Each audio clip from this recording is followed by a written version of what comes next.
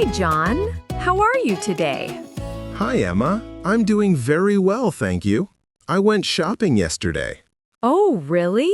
Did you buy anything nice? Yes, I bought a new book.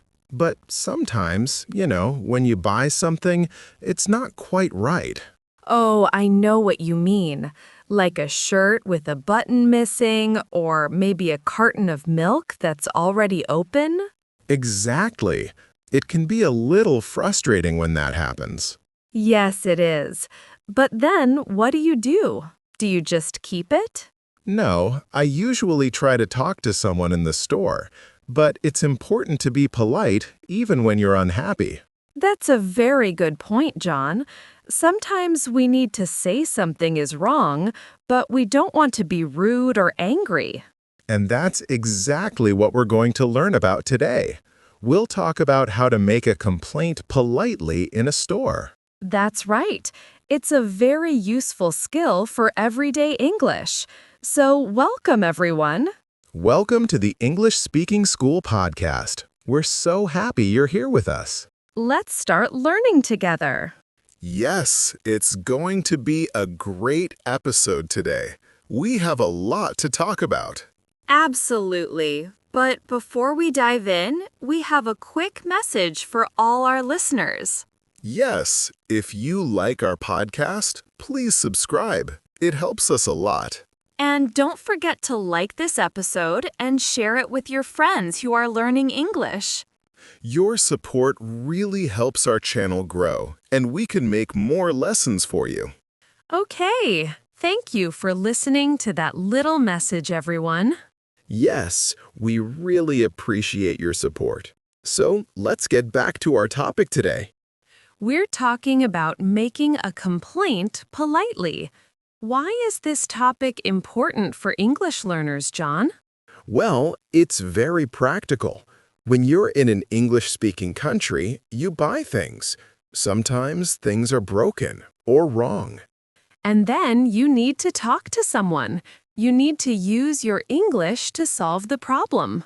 Exactly. This skill helps you feel more confident. You can speak up for yourself.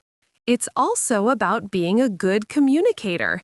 You learn the right words to use in a difficult situation. Yes, it shows you can handle real-life conversations. It's not just about grammar. It's about using English effectively. Yes, it shows you can handle real-life conversations. It's not just about grammar. It's about using English effectively. That's so true, John. And sometimes people feel shy. They don't know the right words. I remember a time my neighbor bought a new coffee maker. It didn't work when she got home. Oh dear, that's a common problem. Exactly. But she felt very nervous to go back to the shop.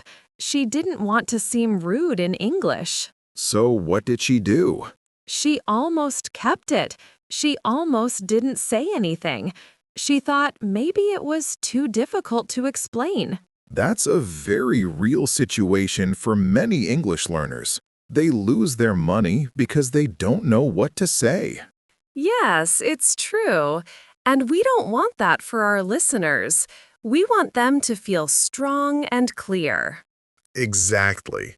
So, we've talked about why this skill is important. Now, let's talk about how to do it. Yes, let's move from why to how.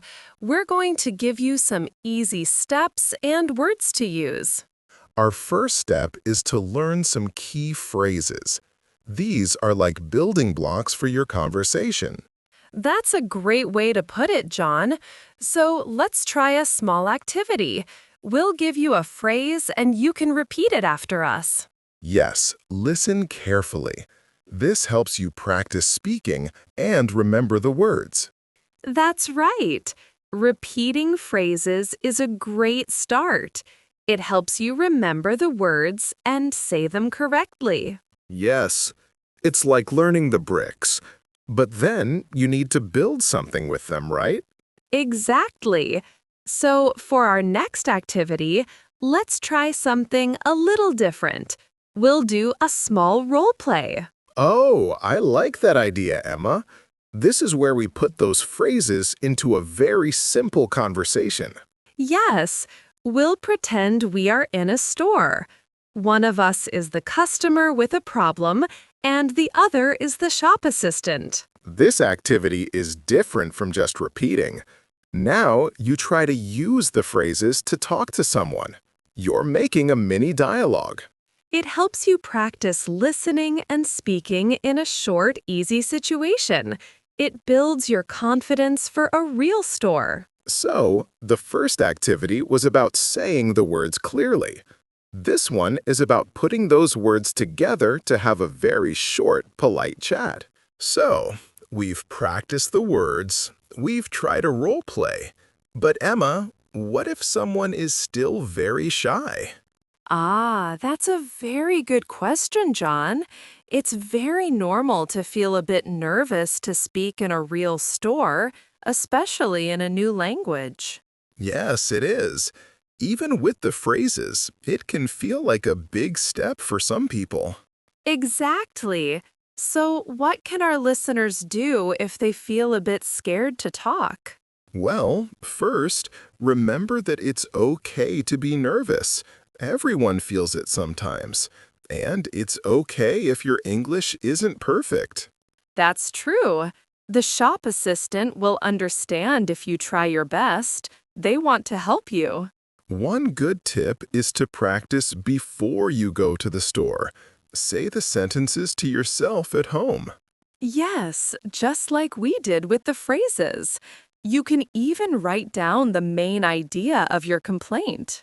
A short note, maybe on your phone, like, "This shirt is broken," or "The coffee machine doesn't work." Just a few simple words. That's a brilliant idea. Then you have the words ready. You don't have to think so hard in the moment. It makes you feel stronger. And remember, you are being polite. You are just explaining a problem. It's not rude to do that. That's a great reminder, John. And sometimes hearing it helps even more than just talking about it. You're right, Emma. So how about we do a quick role play? A short one, to show everyone how easy it can be. Oh, I love that idea. Let's do it. What's our situation? Okay, let's say you are the customer and you bought that new coffee maker we talked about earlier. Ah, yes, the one that didn't work. And I'm feeling a little nervous, but I have my polite phrases ready. Exactly. And I'm the helpful shop assistant. Ready? Ready. Okay, here I go. Excuse me, hello? Hello there. Can I help you? Yes, I hope so. I bought this coffee maker here yesterday. Here's my receipt. Okay, thank you. What seems to be the problem? Well, I got home and I tried to use it, but it's not working. It doesn't turn on at all. Oh, I'm sorry to hear that. Let me take a look for you. Thank you very much. I would really appreciate your help. And scene. Great job, Emma. Thanks, John. You were a very good shop assistant. See how simple that was, listeners? Emma was polite. She explained the problem clearly. She used phrases like, "excuse me," and "I hope so," and "it's not working." Yes, and I showed my receipt right away. That's always a good idea, too. Exactly. Emma, why did you start with, "excuse me, hello"? Ah, that's a good question. Excuse me is a very polite way to get someone's attention. It's much better than just saying, hello. Yes, it shows respect. And then you said, "I hope so," when I asked if I could help. Why that phrase? It's a soft way to say yes. It means, I have a problem and I hope you can fix it for me. It's not too direct and it's still polite. Very smart. And you clearly stated the problem. It's not working, and it doesn't turn on at all. Yes, I tried to be very clear. Simple words are best when you explain something. No long, complicated sentences. That's a key takeaway for our listeners. Be simple, be direct, but always be polite. And remember how I finished? Thank you very much. I would really appreciate your help. Those are strong phrases for politeness. Absolutely. It makes the shop assistant want to help you even more. It creates a positive feeling. So, from this example, our listeners can see that it's okay to have a problem, and it's okay to speak up. Just use these easy, polite phrases. Right. It's not about being a perfect English speaker. It's about being understood and being respectful. Right. It's not about being a perfect English speaker. It's about being understood and being respectful. That's a fantastic point, John. And on that note, we have one final quick tip for all our listeners today. Yes, a little something you can do right away to help your English speaking. It's this. Don't wait for perfect. Just try to speak, even with a few words. That's so important. Even if you only know simple sentences, try to say them. Exactly. Don't worry too much about mistakes. Just try to communicate your idea. Practice those small, polite phrases we learned today. Say them out loud. The more you try, the easier it gets. Yes, every little bit of practice helps you feel stronger and more confident. That's our best advice. Well, John, this has been a really useful episode. It has, Emma. So today we learned that it's okay to make a complaint. It's important to be polite. Yes, and to use simple words. Remember those easy phrases like, excuse me, and it's not working. And practicing at home helps a lot. It makes you feel stronger when you go to the store. Exactly.